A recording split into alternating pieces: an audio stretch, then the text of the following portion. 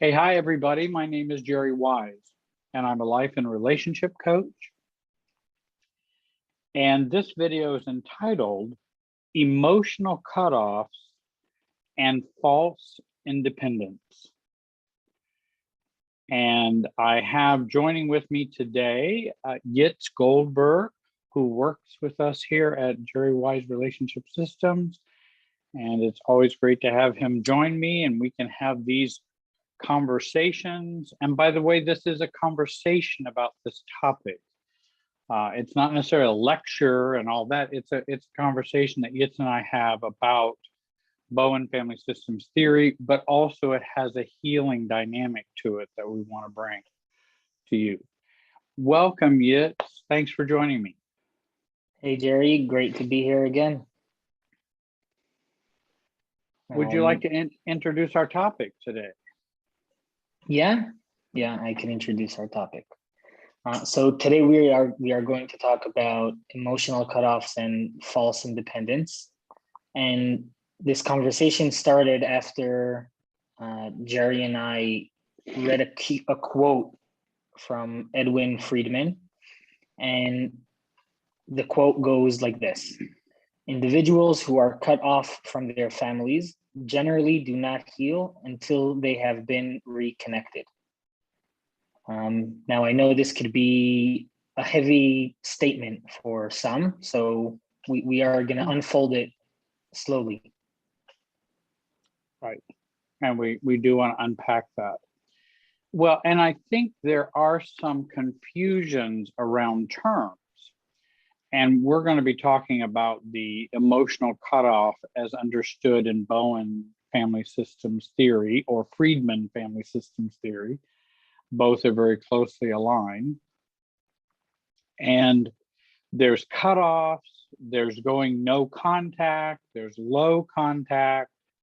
There is the old I don't talk to them anymore view. There's, and there's gray rock. There's all kinds of ways of kind of distancing in a relationship. And though I'm not going to talk about all of those, each one of those topics, I do want to talk primarily about cutoffs and emotional cutoffs as we understand them in Bowen family systems theory, and to help you understand cutoffs more. And I don't believe a cutoff is equivalent to going no contact, and we'll be talking why that is as we talk today. So we do understand there are instances in which people have no other choice but to be no contact with some people or some family members. So I want to make that very clear from the start. But that still, could affect us. Though it may be worth the affecting if we're dealing with someone who is a malignant narcissist or someone such as that. Yeah. To me, a cutoff is an act of reactivity. And therefore it could sabotage our healing because the actual act is not necessarily a conscious act. But it's a reactive act. And you talk about the difference between a cutoff and between, you call it distancing? Or no contact? No contact. Right. And maybe it could be important to elaborate on that a bit to get a better understanding of when something we're coming from immaturity and reactivity, and when it's coming from like a conscious, thoughtful process. Well, and you've just kind of explained it, that no contact is a thoughtful, conscious, mature choice. It's not a reactive choice because I can't manage the relationship because I'm emotionally immature. It's that I'm maturely deciding this is not a good choice for me. This is something I have to choose to go low or no contact with someone. Whereas a cutoff is, as you mentioned, I believe and agree with you, it's a reactivity. No contact is not a reactivity. It is a mature choice based on the facts. Cutoffs, emotional cutoffs, are, as I imagine them and think of them, as reactivity. They align more with emotional immaturity, and they are a means for us to manage our lack of differentiation, our undifferentiation. And we use cutoffs to manage that. Can I give you maybe a good example of one? Yeah. Though kind of innocently, an innocent kind of one.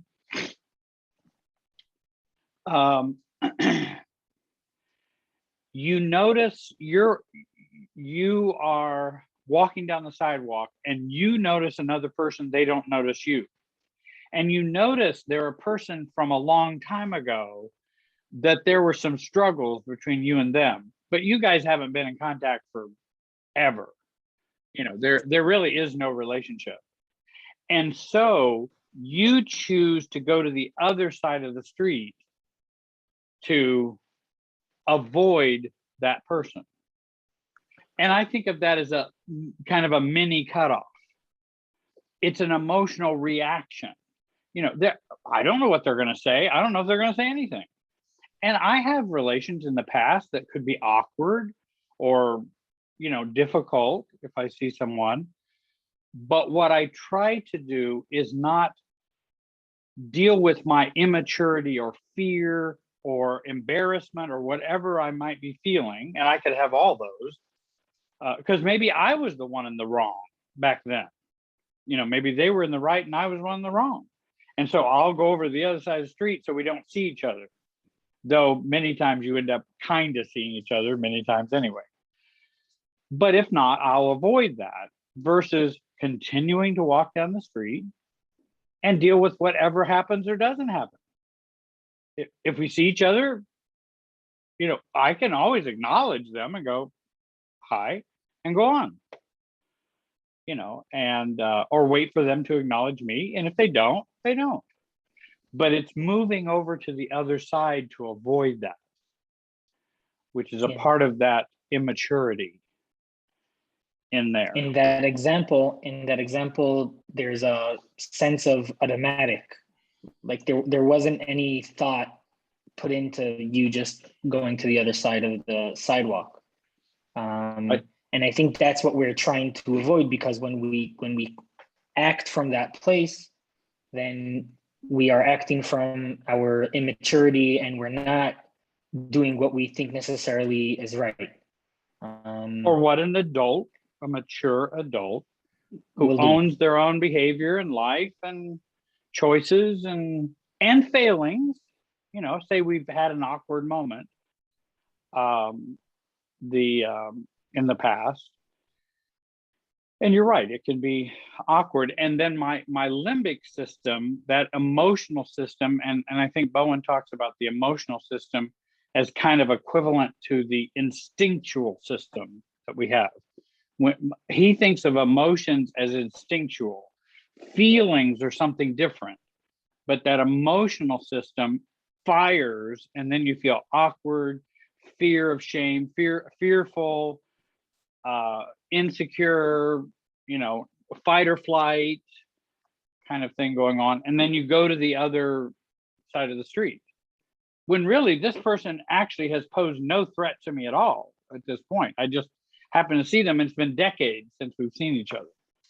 And I have no reason that anything rationally would be a real threat to me. And the title is Emotional Cutoff and False Independence. And one that it seems like that when we cut off, it's more physically, and we think it's emotionally cutting off as well. But we are not cutting off emotionally from that person, right? We stay reactive. It may be silent, it may be quiet, it may be kind of pushed away, but we are still staying reactive to that person. And I wanted to ask you, what why would you say that cutting off is false independence? And I think and that's an excellent question. And I remember early on in my own recovery, as I began to learn about emotional cutoffs, that I was doing those often and assuming I was being independent in doing that. I'm being grown up. I'm being independent. I'm, okay, I'm not going to talk to my mother because she just guilted me in our last meeting. So I'm not going to talk to her anymore. Whew, now I feel independent from her. And I'm being myself. When I haven't addressed the issue with her, I haven't been mature with her about the guilt. I haven't defined or expressed any boundaries. I'm just going to cut off. And I feel so grown up and independent now. But really, it's a false independence because I'm still vulnerable to the guilt. And guess where else I will start to be vulnerable to the guilt also? In other relationships? In other relationships. So I haven't resolved it here with mom. Now I'm not going to resolve it here with other people. And so isn't it a false independence? Or a false grown-upness that, oh, well, I'll show mom. She'll know I'm angry with her if I don't call her or if I don't go see her. And she'll know she shouldn't have guilted me. What? That's all, mental gymnastics to excuse or to, make excuses for my cutoff. Now, do I feel less anxious and maybe a little more stable if I do the cutoff? Yes, I do, because now I don't have to deal with mom's guilt tripping and saying, well, I'll just use my mom guilt tripping. I don't have to deal with that. So I feel more stable. Well, that must be healing. That must be growing up. If I feel more stable and more, the problem is it's kind of a false stability. Yes, it does provide some measure of relief, but it doesn't heal the core issue inside me, which prompted the cutoff in the first place that I didn't want to deal with. I don't want boundaries. I don't want to talk about this. I don't want to have to function differently with my mom because of how she functions. I just want to run away and blame her, right? Now we have the blaming going on. And with the blaming, then I don't have to look at me. As long as, if you knew my mom and you knew how guilt tripping she was, you do this too. It's like, it's all kind of a tempest in a teapot. Yeah. I wrote a note before where it says that cutting off is a distancing act and setting boundaries is not. And it's very hard to stay in contact and to set boundaries in certain situations.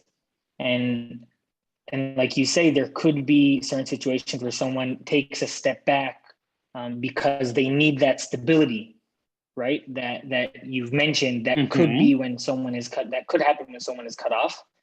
But it's what you do with that time and with that extra air, right? That extra space that you have, right. Stability. When you have that will time heal, of stability. that can heal, or maybe even help you build yourself in a way that you could recreate the contact in a healthier manner with better boundaries, with less reactivity, with more maturity. So if already we are cut off, we could use that time to reconnect, not necessarily directly at that stage, right? It could start with just doing some inner work with our own reactivity. Right. And I think that's something that's important to remember. No, excellent point. And I'm glad you brought that up. That is so well stated. And you're right. It depends on what we do with that time. If we have a break, we're taking a time out. But some people believe the timeout is the goal, not the means. Oh, well, I've taken a timeout there. I'm done. I'm just gonna, and then we end up spending cutoff after cutoff after cutoff. And excuse me. And then one of the things I also learned was, if I cut off and don't deal with that emotional process and how I function in that emotional process, then in some ways I kind of solidify the problem within myself. And that problem, just as I was saying, well, now I'm going to be vulnerable to other people who would guilt trip me, because I've now solidified that problem in there. And I don't want to solidify problems. I want to resolve them and work through them. And early on in my work of self-differentiation, poor as it was, and poor as I do it, I did learn that I thought it was interesting that if here's me, I'm the pin, and here's the family, or here's the person, or here's the issue, that a cutoff, we move this way. We move this way as a cutoff. I want to get some distance, which can be useful at times, but like you say, it depends on what you're going to do with it. And what I began to learn in family systems thinking is, but the real way to heal is to move this way and go through and go past the family and past the issue, rather than go away from the issue, go through it. And then I'm truly changed. I'm truly a different person. This, I may not be a different person. This, I'm going to be a different person. Right. How am I? But you said I will be a different person, and I think that's important, because when you go through someone, Right. it doesn't mean changing them. Correct. It means changing you. And when we cut off, we tend to lose that opportunity to change ourselves. And also, why do we cut off many times? Because we can't change them. I can't get my mom to stop guilt tripping me, so I'll just cut off. Well, I'm still focused and we on can getting change her us as well. And like that, you said that the cutting off is because we can't change them, and I will add that the cutting off is because also that we are struggling to change ourselves without changing them. Well said. Absolutely well said. And you're right. We can't change them, we can't change us, or we're having struggles with that. Yeah. And so if we begin to think about it differently, like you and I have been talking about it, I think we can do better at how we approach issues and problems, and not claim that independence. It's no different than when somebody says, well, I've divorced him. He's such a jerk. And I don't even want to say his name, but I'm divorced him and I'm past it. Do you think they're past it? No, they've just cut off. They've done a legal cutoff and an emotional cutoff. That X is still raging inside of them. You haven't healed it. You just knocked it off the stage. Or what? But it's still around, and you're still participating in this anger and resentment. And then we take all of that into the next marriage. Then we have another problem. And again, that's the issue with cutoffs, is we just keep taking it into other relationships rather than resolving that. And that's why when I work with couples, I try to help them resolve, if they happen to have a divorce, resolve that divorce emotionally, where they can come to see it in a more balanced way. And I don't mean by that sugarcoating anything. I don't mean by that looking at someone as being more healthy or behaving well when they weren't. I'm not saying that, but at some point we have to let it go. we need to let it go and set boundaries and learn ourselves, or at least that's the ideal, as we try to work on letting it go and setting boundaries. Yeah. The key over here will be managing ourselves and not the system or the other. And that just keeps the focus towards ourselves and allows us to approach it from a more mature, differentiated perspective. Right. And if I can, and for me, it was like not going to the other side of the street was a task. It was okay, well, I need to learn to work on this. So I'm not going to walk to the other side of the street. Well, what am I going to do if I see them or if we make eye contact? Well, what are you going to do? Do you want to say hi? Do you not want to say hi? How can I act as naturally and normally and as I wish and as I am as a person with them? And let's say I had wronged them or something like that. I can still say hi and then just go on. I'm not trying to put myself in their face. How would I treat any human being that would be walking along the street? This person, we just happen to have a history. But how would I treat them? And I want to do that. If they don't want to say, and I fully expect if they don't want to say hi back to me, they don't have to.